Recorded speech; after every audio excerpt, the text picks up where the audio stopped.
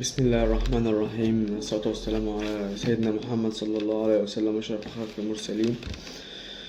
هنيجي النهاردة بمناسبة مباراة ريال مدريد في نهائي كأس العالم، والهلال السعودي اللي مشرفنا البطل العربي، اللي نتمنى له كل الخير ونتمنى لكل أنديتنا العربية الخير. هنبدأ بالتشكيل النهاردة. في تشكيل ريال مدريد، بما إننا احنا تلت القناة بتاعنا بيتكلم عن أحداث ريال مدريد، والنهاردة الفريق ريال مدريد الفريق الأسباني بقيادة المدير الفني كارلو أنشيلوتي، مدرب من أكبر المدربين في الكرة في الساحة الكروية في أوروبا عامة.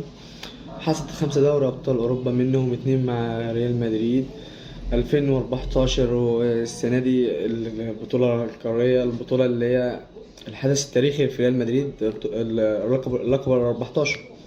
اللقب اللي يعني الريال زي ما بيقولوا باللغة الكروية جه من ورا جه من ورا جدا. وبرضه يعني في مع باريس كنا احنا كمشجعين كورة بنقول ان خلاص 1-0 مغلوب، 1-0 في باريس.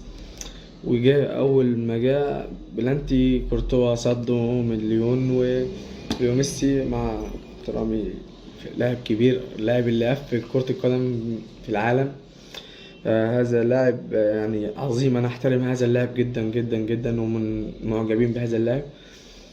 وجاء كيليان امبابي الشاب الناشئ، يعني كلمة نشأ لسنه، بس هو مش ناشئ كرويا، هو لاعب عظيم عظيم عظيم، والكرة تديله، وهو هيضيف للكرة كتير.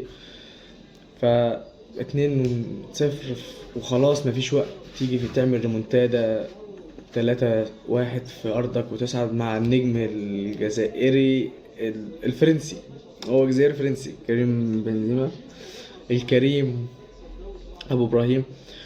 وتيجي في ماتش بعدها تلعب السيتي، والسيتي تبقى مغلوب 4-3، وتيجي هدف فيك في الدقيقة اعتبر 70-75، خلاص الماتش راح. يبقى انت عاوز كده عشان تفوز 3-0 3-1 عشان تفوز، يجي تتعادل في الدقيقة 91 في المباراة، وتتعادل في مجموع المباراتين في الدقيقة 93، ده إنجاز عظيم. وتيجي تلعب اكسترا تايم، وده كان حظ الريال. كان حظ الريال ان بيب جوارديولا المدرب اللي هو عبقري كورة، في الماتشات التقيلة بيغلط، او مش بيغلط، او بيرتب لها غلط.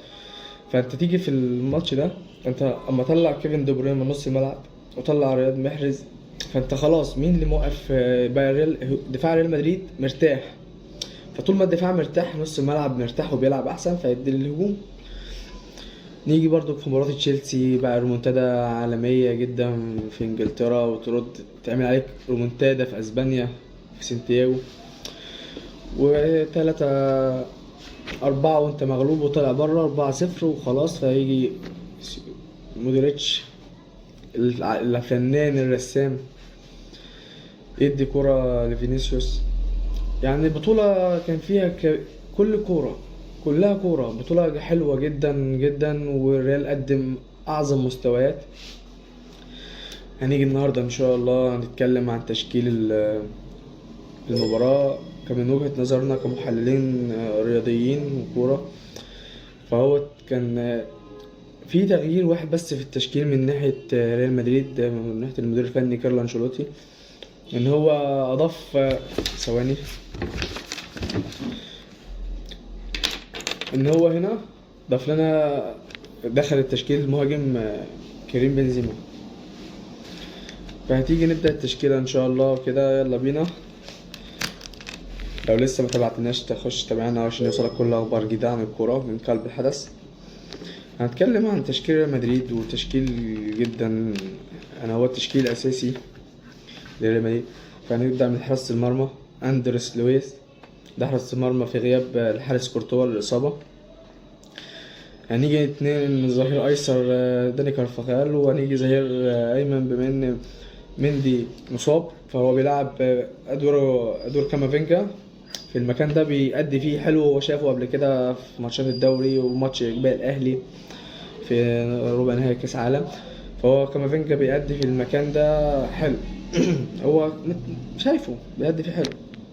هنيجي اتنين مساكين، عندك انطوي رودريجو وألابا، ديفيد ألابا، اتنين مساكين من أعلى مساكين. ده احنا كده بنتكلم على خط الدفاع. نيجي في خط النص، انت خط النص عندك حلو جدا جدا، فانت هتلعب مين؟ هو المعتاد بتاعه بيلعب مودريتش، تشاومين وتوني كروس، وقدامهم مودريتش. ده التشكيل، احنا بنتكلم في التشكيل الاساسي اللي هو يبدا بيه المباراه، ان هو يبقى معانا حراسه المرمى اندريس لويس، ورودريجو مساك، وألابا مساك، وداني كارفاخال ظهير ايسر، وكامافينجا ظهير ايمن في غياب مندي. هتيجي في خط، نطلع لخط الوسط، هو تشاومين وتوني كروس ولوكا مودريتش. تمام. ركز بقى معايا في الحته اللي جايه دي، عشان هي خط الهجوم هو عن التبديلات دلوقتي والتغييرات، ولا ممكن نقترحوه اكتر على ان هو كان يبقى الافضل. هيجي يلعب فالفيردي هاف يمين، وجونيور فينيسيوس جونيور هاف شمال، وفي الامام كريم بنزيما. نيجي نتكلم على البدلاء بقى. البدلاء في حراسة المرمى، لويس رويز حراسة مرمى، وكيبينز حراسة مرمى.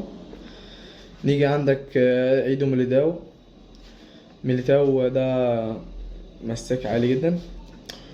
وفي مين؟ ناتشو وماركو اسينسو والفارو ديريز ودينيس سيبيوني، دانيال سيبيون ورودريجو وسيرفا دياس.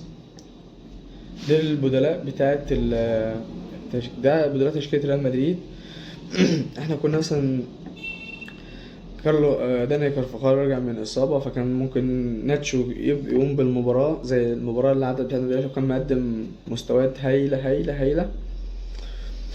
وكنا ممكن مثلا نقول مثلا بدل رودريجو، بدل فالفيردي كده، ينزل رودريجو يبدأ بالمباراة ويسيب فالفيردي ورا ربح. هو رودريجو بيلعب المكان ده ممتاز جدا، وبيلعب مكان مهاجم رقم 10 رقم 9.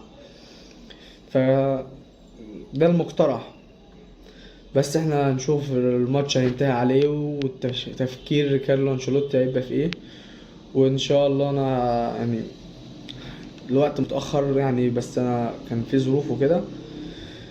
وان شاء الله تستنى تحليل المباراة بعد المباراة على طول مباشرة مع قناة كرة من قلب